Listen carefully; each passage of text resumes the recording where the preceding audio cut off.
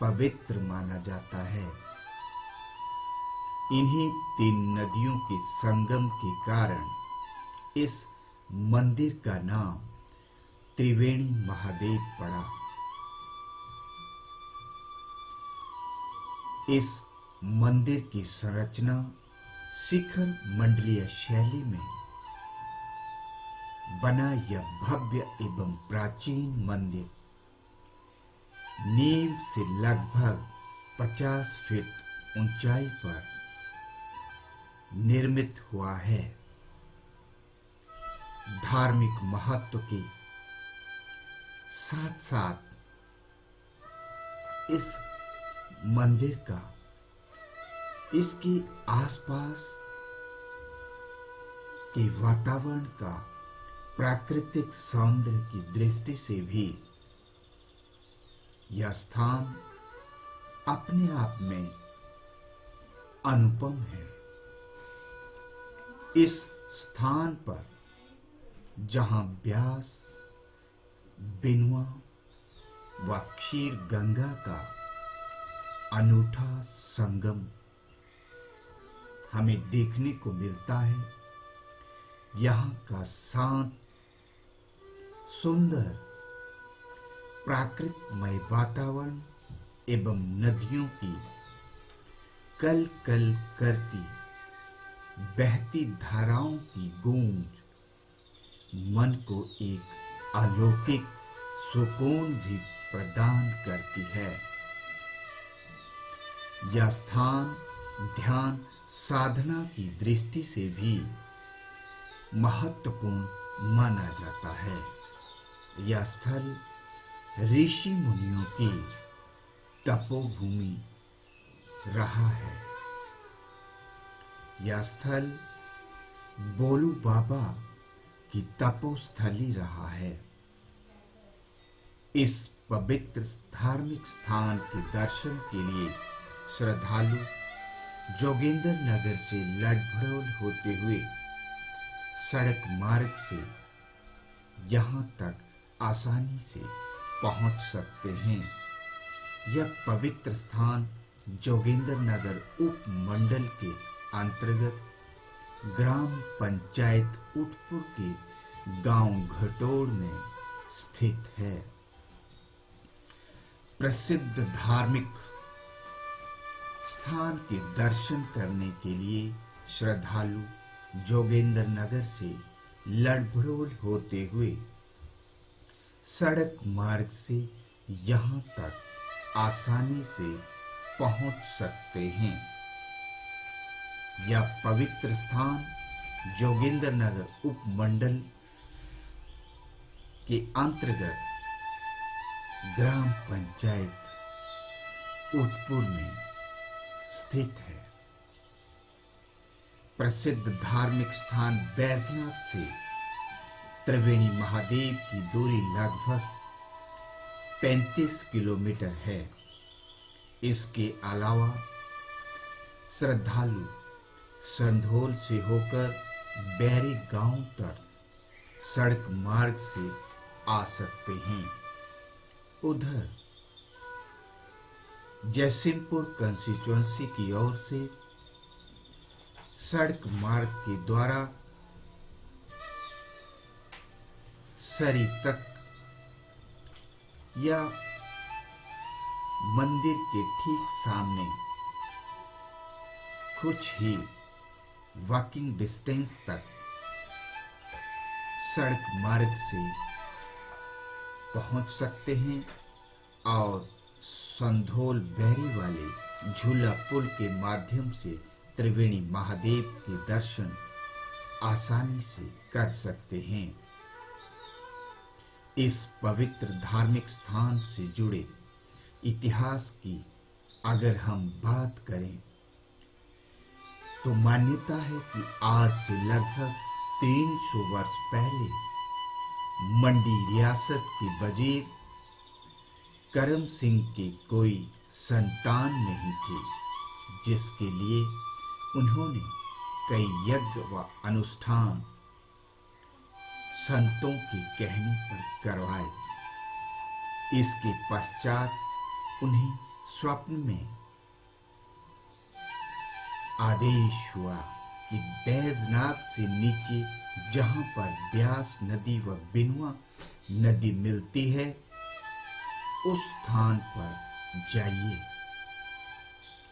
उसी संगम स्थल के ऊपर एक गुफा है जिसमें एक तपस्वी महात्मा जी का निवास स्थान है। वे महात्मा जी ही आपको संतान की सुख दे सकते हैं। वजीर अपने कर्मचारियों को साथ लेकर गुफा में पहुंचे और महात्मा जी के दर्शन करके उनसे संतान प्राप्ति के लिए प्रार्थना की। महात्मा जी ने उन्हें साफ इनकार कर दिया कि तुम्हारा पिछला जन्म जो था वह अच्छा नहीं था, इसलिए तुम्हें संतान प्राप्ति नहीं हो सकती। मगर वजीर को पूर्ण विश्वास था कि महात्मा जी के आशीर्वाद से संतान प्राप्ति हो सकती है। तब वजीर अपने कर्मचारियों के साथ उसी गुफा के सामने एक तंबू गाड़ कर बैठ गए। उस जमाने में वजीरों का बहुत रशोक होता था, जिसकी वजह से दूर दूर गांव से लोग वहां आने लगे। इसी प्रकार जब 7-8 दिन बीत गए तो महात्मा जी गुफा से निकले और वजीर से बोले कि तुम यहाँ पर इतना शोरगुल क्यों कर रहे हो? मेरी साधना में बाधा हो रही है। वजीर महात्मा जी से प्रार्थना की कि महाराज जी, आपके आशीर्वाद से ही मुझे संतान प्राप्ति होगी, यह मुझे पूर्ण विश्वास है। महात्मा जी बोले, ठीक है, आपको संतान प्राप्ति होगी या नहीं यह मैं कल सुबह बताऊंगा। इसके पश्चात जब दूसरे दिन महात्मा जी गुफा से बाहर निकले तो वजीर ने जाकर उन्हें प्रणाम किया। तब महात्मा जी ने उन्हें आशीर्वाद देते हुए कहा कि मैं तुम्हें 2 संतान प्राप्ति के लिए आशीर्वाद देता हूँ, मगर भगवान स्वयं यहाँ प्रकट होना चाहते हैं। उनके लिए दिव्य मंदिर यहाँ पर बनाना होगा। वजीर के पास धन की कोई कमी ना थी।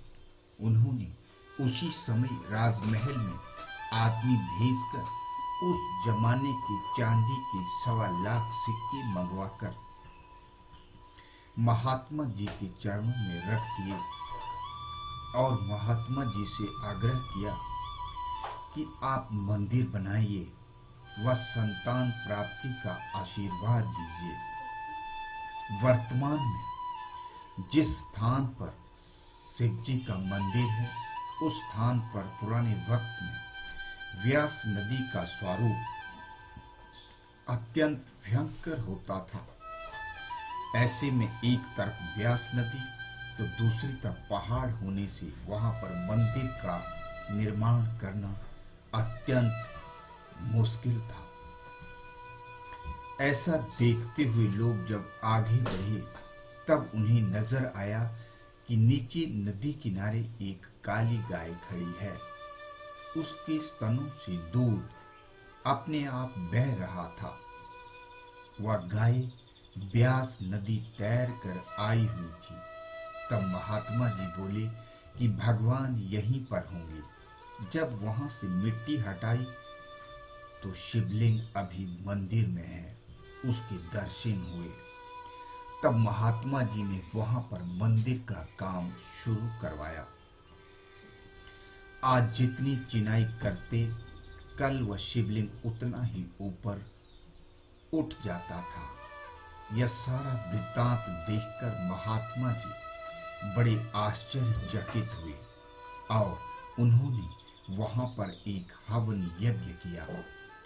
हवन होने के पश्चात महात्मा जी को भारी जनसमूह के सामने भविष्यवाणी हुई कि जब तक मैं स्थिर न हो जाऊं तब तक मंदिर का निर्माण नहीं करना।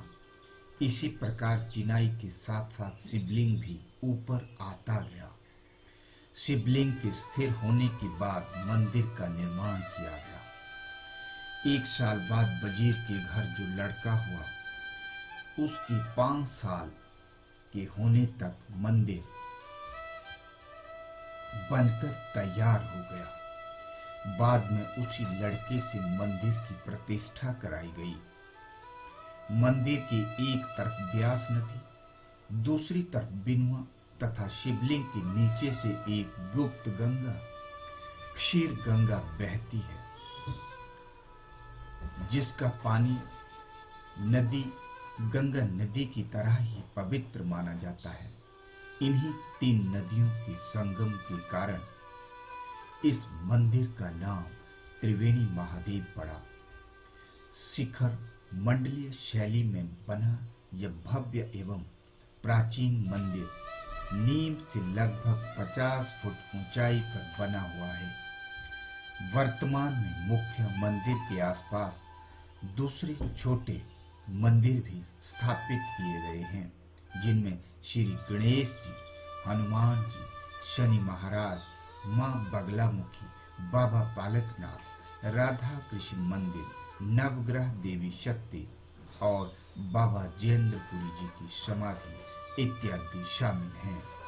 श्रद्धालु प्राचीन गुफा के भी दर्शन कर सकते हैं, जो मुख्य मंदिर से महज 100 से 150 मीटर की दूरी पर स्थित है। इस मंदिर का संचालन मंदिर प्रबंधन समिति द्वारा किया जा रहा है। महाशिवरात्रि पर्व के अवसर पर यहाँ पर भव्य कार्यक्रम का आयोजन किया जाता है। यह मंदिर धार्मिक महत्व के साथ साथ प्राकृतिक सौंदर्य की दृष्टि से भी कम खूबसूरत नहीं है। इस स्थान पर जहां ब्यास, बिनवा व क्षीर गंगा का अनूठा संगम देखते ही बनता है, तो वहीं यहाँ का शांत वातावरण एवं नदियों की कलकल बहती धाराओं की गूंज मन को एक अलौकिक सुकून भी प्रदान करती है। ध्यान साधना की दृष्टि से यह स्थान अपने आप में अनुपम है। त्रिवेणी महादेव के दर्शन मात्र से ऐसी मान्यता है कि भक्तों की समस्त पापों का, कष्टों का समूल नाश हो जाता है। त्रिवेणी भगवान की ख्याति देश प्रदेश भर में फैली हुई है। इस पवित्र स्थान तक पहुंचने के लिए बैजनाथ, जोगेंद्रनगर, संधोल, हारसी, बैरी, सरी, सिम्मस, तमाम हर जगह से यहाँ पर पहुंचा जा सकता है। त्रिवेणी महादेव 3 विधानसभाओं का भी संगम है। धर्मपुर, जयसिंहपुर और जोगेंद्रनगर विधानसभा क्षेत्र भी इसी संगम में आकर मिलते हैं।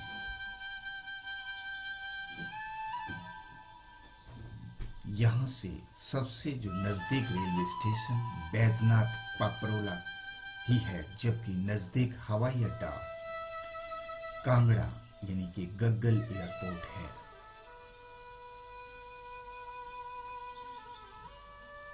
तो इसी तरह त्रिवेणी भगवान के इस उच्चारण को आप तक पहुंचाया।